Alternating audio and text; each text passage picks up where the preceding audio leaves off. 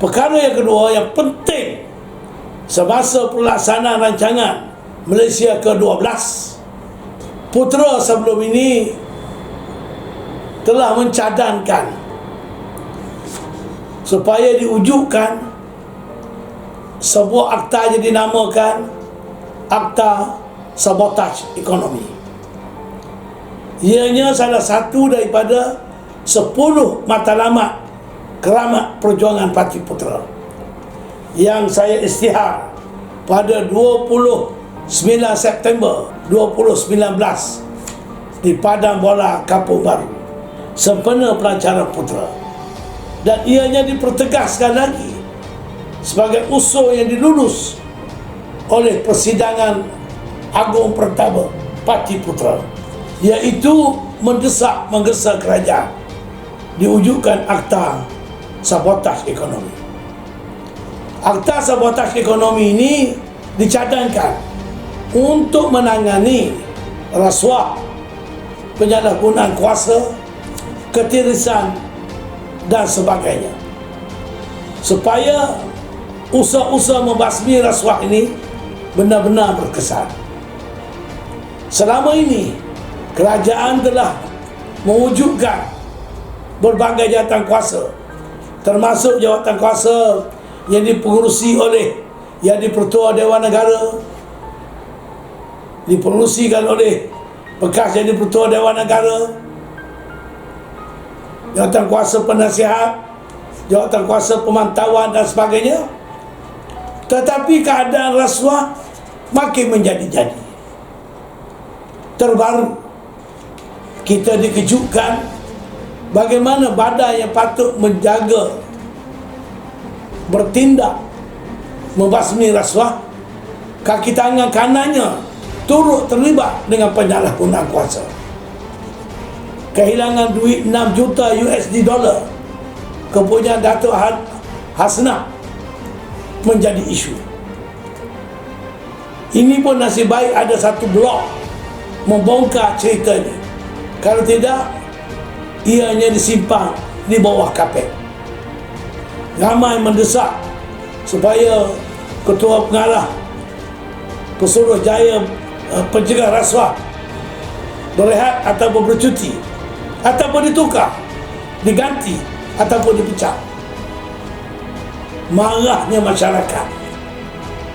Dan sebelum ini kita dengar berbagai cerita isu rasuah, bukan saja di kalangan pemimpin politik yang berjawatan dalam kerajaan, pegawai-pegawai kanan tinggi kerajaan, pegawai penguat kuasa. Macam-macam cerita bab rasuah ini. Ada yang terlibat dengan membuat kad pengenalan palsu, pasport palsu, membolos cukai di kalangan kaki tangan custom. Dan akhir sekali kita dengar cerita dalam PDRM pun hebat, sebagaimana yang didedah oleh bekas IGP Tan Sri Hamid Bado dan sekarang dalam SPRM. Jadi apa kesudahannya? Di kalangan kepimpinan politik tak banyak cerita lah, yang selalu disebut kluster mahkamah dan sebagainya. Jadi kalaulah RMK ke-12 ini tidak ditangani isu-isu ketirisan, rasuah dan penyalahgunaan kuasa, akhirnya ianya menjadi dasar indah khabar daripada rupa seperti sebelum ini. Jadi pada pandangan kita Parti Putera, sesudah kita mengadakan beberapa wacana perbincangan di kalangan ahli-ahli fikir, di kalangan pimpinan Putera, kita bercadang iaitu mendesak kerajaan, dan kita akan perjuangkan supaya wujudnya Akta Sabotaj Ekonomi. Untuk tujuannya dua matlamat, iaitu untuk mendapat balik duit yang hilang dengan secepat mungkin akibat rasuah ataupun penyalahgunaan kuasa, dan juga menghukum mereka-mereka yang terlibat. Di negara China, negara lain-lain, sesiapa yang terlibat dengan rasuah, hukumannya mandatory, tembak sampai mati. Itu pun tidak berarti rasuah dapat ditangani dengan berkesan. Tapi setidak-tidaknya ianya suatu pengajaran yang betul-betul untuk semua pihak, termasuk orang-orang politik yang berjawatan dalam kerajaan, kaki tangan kerajaan, dan juga mereka-mereka terlibat dengan agensi penguatkuasaan. Kenapa kita katakan akta sabotaj ekonomi ini boleh berkesan? Macam mana modus operandinya? Modus operandinya lebih kurang akta keselamatan dalam negeri. Pertama, bagi mereka yang disyaki terlibat dengan rasuah, penyalahgunaan kuasa, baik pihak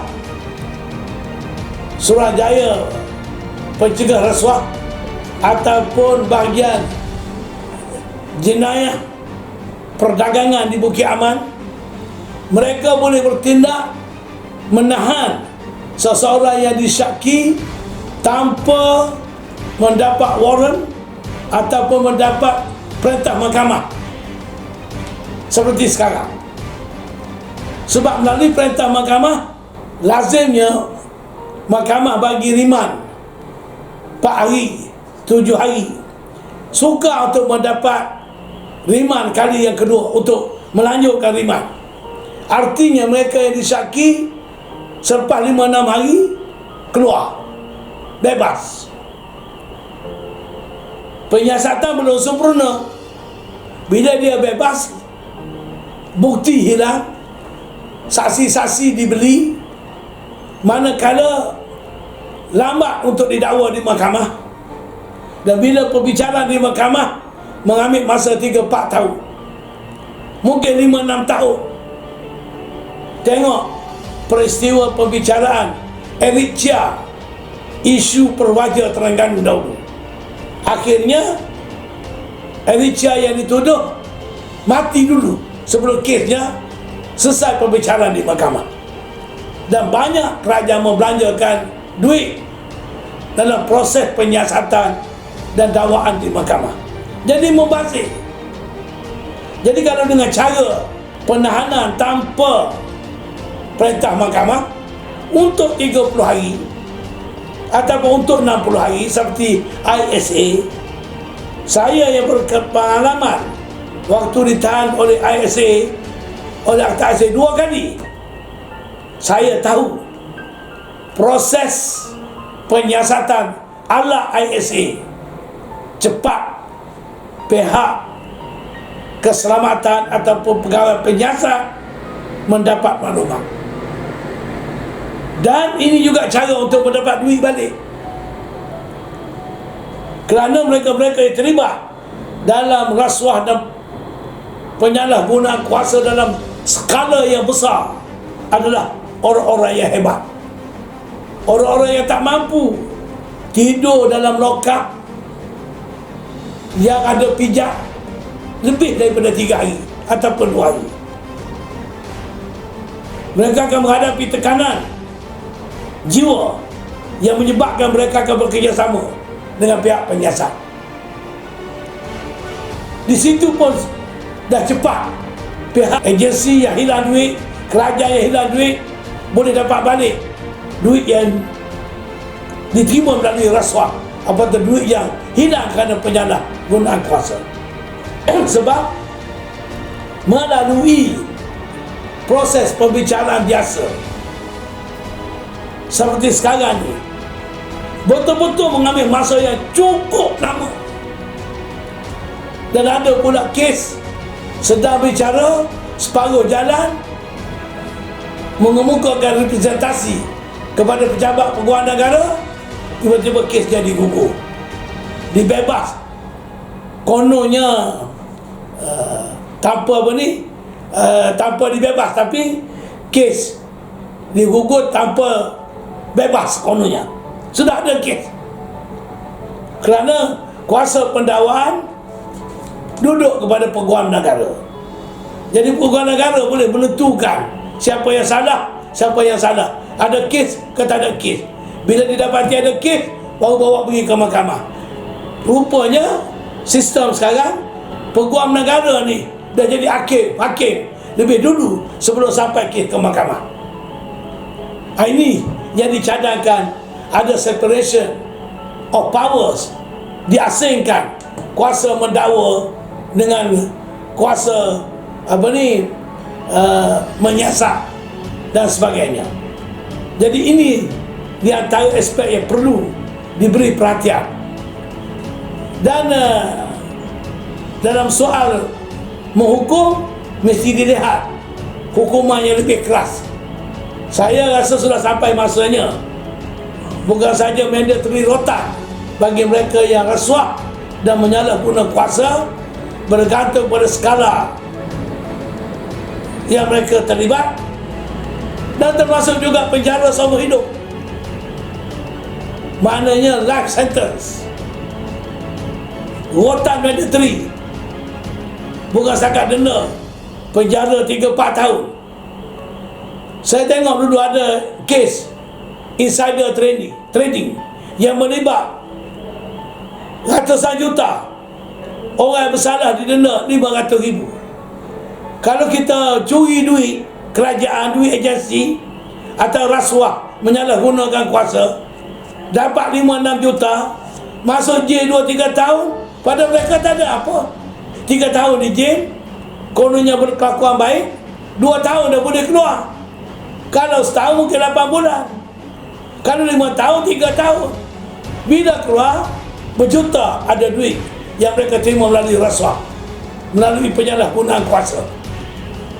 Jadi apa makna? Jadi membazir, hukuman apa tidak berkesan.